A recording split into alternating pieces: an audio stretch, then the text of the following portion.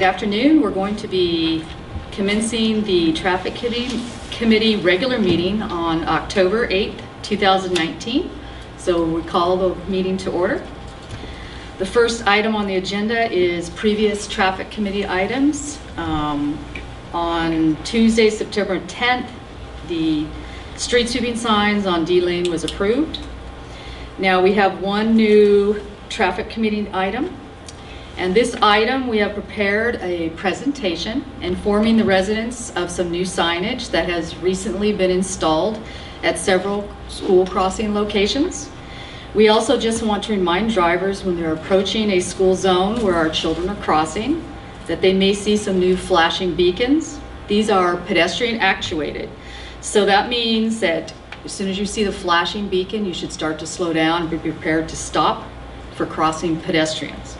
Melissa DeMercy with our traffic department is going to give a short presentation on these new signs addressing some specific locations. At the end of the presentation, we'll take comments from the panel and as well as any audience members. Melissa? Thank you, Jana. My name is Melissa DeMercy, and I'll go ahead and start with the presentation that you see before you. So we got a request from a resident regarding the crosswalk at Butterfield Road and Merced Avenue about some of the new signage there, and we just wanted to kind of give an oversight of information about that crosswalk. So there's been upgraded RFBs installed at this location, and what that stands for is rectangular rapid flashing beacons. Currently, this crosswalk has double-sided pedestrian crossing signage with downward-facing arrows pointing to the crosswalk. And it also has RFB pedestrian signage ahead of the crosswalk for both approaches, as well as shark teeth yield lines ahead of the crosswalk with signage that says yield here for pedestrian signage.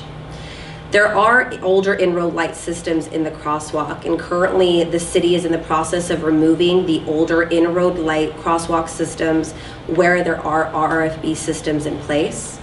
Additionally, the city is currently reviewing other locations that have older in-road crosswalk light systems, and based on the CVC and CNUTCD, which is the California Manual of Uniform Traffic Control Devices, as well as the California Vehicle Code, the city will determine traffic applications to replace each of the older in-road light systems, which could include upgraded of signage as well as striping. On this next slide, we just wanted to provide information on what exactly an RFB is, since there are a few locations that now have it citywide. As Janet mentioned, it's a pedestrian actuated crosswalk, and it enhances a standard uncontrolled crossing. And when we say uncontrolled crossing, that means that the crosswalk is not protected by any yield sign, stop sign, or traffic control signal. So RFBs have been shown to be very effective in reducing pedestrian crashes. The FHWA determined that it reduced by 47% the crashes occurring at crosswalks that have RFBs. And again, they are supplementary warning signs that are activated by pedestrians pushing a button, and they use an irregular flash pattern that's very similar to emergency flashers on police and emergency vehicles to alert the drivers of pedestrians crossing. This next slide does an overview of the RFB locations where the older in-road light systems will be removed, as well as the other locations that the city will be looking at.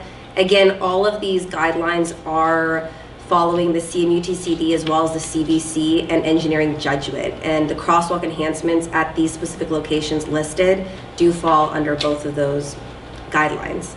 So the locations where the older in-road light systems will be removed are at Merced and Butterfield, Vine and Glen Allen, Merced Avenue southeast of Orange Avenue, Roland Avenue and Neal, Puente and Nora, and Badillo and David. So all these locations are uncontrolled crossings that currently have an RFB system in place, and the older in-road light systems will be removed.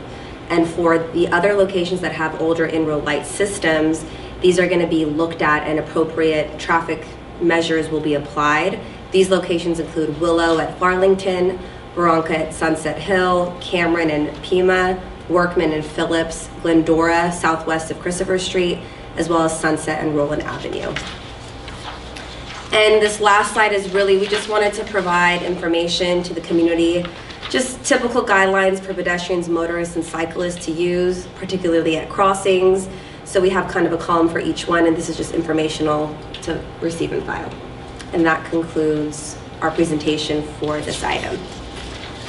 All right, thank you, Melissa. Does the panel have any comments or questions at this time? No comments, and Yes. I was actually going to ask Okay. about the older RFP on Willow and Burlington. You know where the priority lies? I know that the principal at San Jose Academy was inquiring about at the end of the school year, saying that there was a lot of pedestrian travel with the kids and what have you, and she said that it wasn't working. And yes, we're going to be reviewing all of these, and so if the flashing signs as well as the in-road lights are not working, that we're going to be removing them, and we will be replacing them at least at the beginning with oversized pedestrian signs, double-sided, highly reflective with the downward-facing arrow. And then when the city has funds available, then we'll see if we can update with the rapid flashing beacons. okay, that's all I have. Are there any other questions? If not, does anyone have any items not on the agenda? Comments? Okay. No. Okay, then I guess this item is just pretty much a file and receive. It was a presentation, so we're going to adjourn the traffic committee. Thank you. Thank you. Thank you. Thank you.